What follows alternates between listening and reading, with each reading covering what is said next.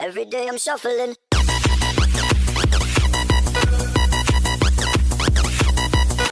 This is how to make a breakfast life hack. So first, you're gonna want to take a Belviva bar and open it up.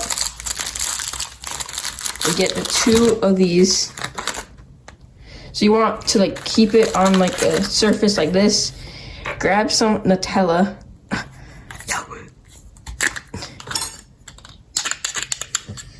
So like open it. How do you open it? All right, open it like that. Grab a big glob of Nutella. Start smothering it on to this. And make it like that.